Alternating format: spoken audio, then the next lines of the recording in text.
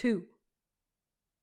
"Good morning," Mr. Button said nervously to the clerk in the Chesapeake Dry Goods Company. "I want to buy some clothes for my child." "How old is your child, sir?" "About 6 hours," answered Mr. Button without due consideration. "Baby supply department in the rear." "Well, I'm not sure that's what I want. He's an unusually large-sized child. Exceptionally large." "They have the largest child sizes." "Where's the boys' department?" inquired Mr. Button, shifting his ground desperately. He felt that the clerk must surely scent his shameful secret. "Right here." Well, he hesitated. The notion of dressing his son in men's clothes was repugnant to him. If, say, he could only find a very large boy's suit, he might cut off that long and awful beard, dye the white hair brown, and thus manage to conceal the worst, and to retain something of his own self-respect, not to mention his position in Baltimore society. But a frantic inspection of the boys' department revealed no suits to fit the newborn Button.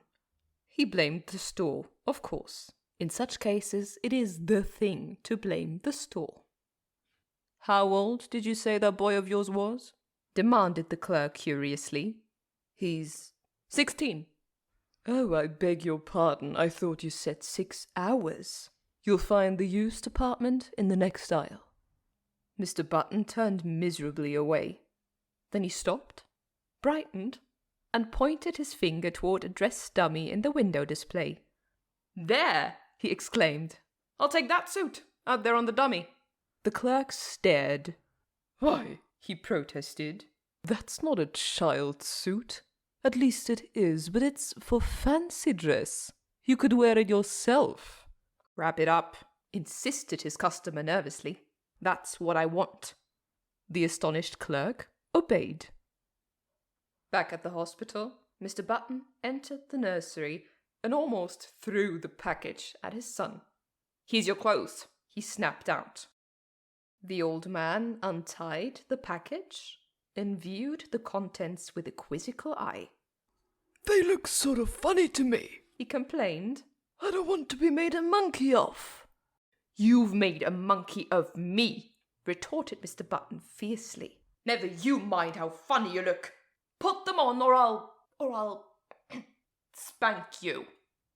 He swallowed uneasily at the penultimate word, feeling nevertheless that it was the proper thing to say.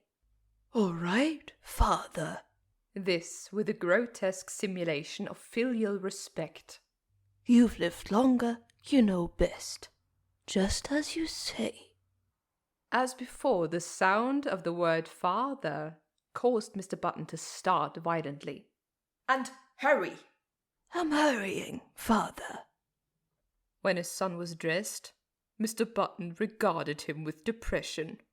The costume consisted of dotted socks, pink pants, and a belted blouse with a wide white collar. Over the latter waved the long whitish beard, drooping almost to the waist. The effect was not good. "Wait." Mr. Button seized a hospital shears and with 3 quick snaps amputated a large section of the beard.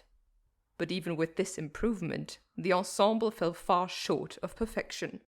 The remaining brush of scraggly hair, the watery eyes, the ancient teeth seemed oddly out of tone with the gaiety of the costume. Mr. Button, however, was obdurate. He held out his hand. "Come along," he said sternly. His son took the hand trustingly. "What are you going to call me, Dad?" he quavered as they walked from the nursery. "Just baby for a while? Till you think of a better name?" Mr. Button grunted. "I don't know," he answered harshly. "I think we'll call you Methuselah."